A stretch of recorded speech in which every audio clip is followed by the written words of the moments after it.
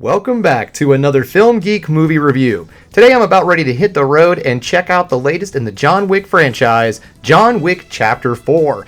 In this film, he has found a way to defeat the top table, I believe it's called. Basically, the ruling criminal underground class. He's got a way to get to them and take them out. But before he can, he has to face off against Bill Skarsgård, which I feel is appropriate. I think that's kind of something that we all have to face in life. Every now and then we have to just, go toe-to-toe with Bill Skarsgård, and that's just the way things are. That's just the way things are.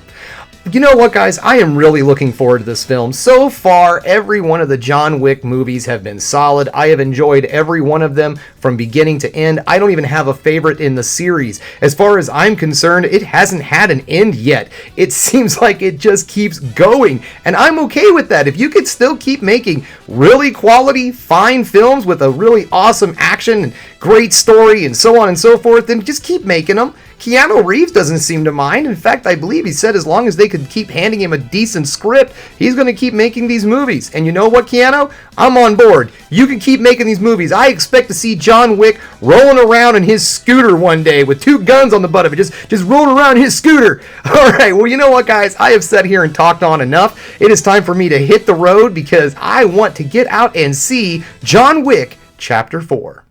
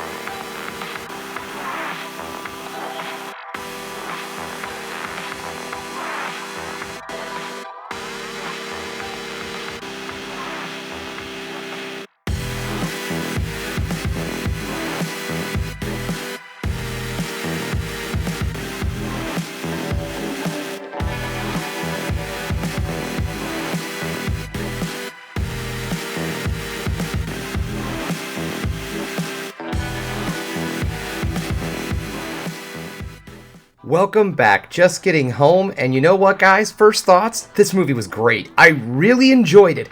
It is long. I'm going to warn you right now. Make sure you clear at least 3 hours. I did not know this going into the movie. It clocks in just under 3 hours. So I'm glad I didn't go see a later showing than I did, but I did go see a bit of a later showing than I actually wanted to.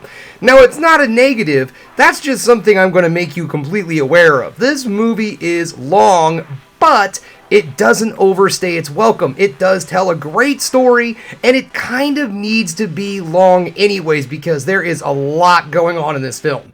Okay, now, as I like to do, I'm going to start things off with the negatives, and then we're going to end everything on a high note with the positives. One of the negatives. Okay, so there is a character in this movie, and I believe the actor's name is Shamir Anderson, and I don't really know what the character's purpose in this film was. He really, I don't know. He really was kind of like what I would call a half-baked character. It didn't really seem like he had a lot of characterization, and there was a lot of points that we could have gotten a little bit more character out of this guy. Like I said, it's just under 3 hours long, and he seems like he's supposed to be a major player in the storyline, but he never really quite shows us why he's there, what his major reasoning is. I mean, sure, it could all be boiled down to money, but it doesn't really seem like enough. The character seems like he's supposed to be a lot more important than he really shows himself in the film, and that his character growth actually shows. He honestly seems like he's just there to carry the plot. Like, his character was just nothing more than a plot point to just drive things along. Like a human MacGuffin, if you will. Now, that really is the biggest negative in this film, and I think if you kind of took the character out of the film, he would have shaved down just a little bit. Not enough to really make the movie all that less of a time than it was. I just feel like if you're going to bring this character into the franchise at this point in the franchise, do something. Give him a little bit of development. He just kind of shows up and he's like, yeah, so I'm here to take out John Wick. Why? I don't know. Reasons. And that's just kind of how it goes. It doesn't ruin the movie by any means. It just doesn't seem to be like something that needs to be in the movie in the first place. Okay, that's it. Unless you consider the time of this film a negative, which I don't. I thought it was fine. But then again, like I said, it is long. All right, time to move on to the positives. Oh my God.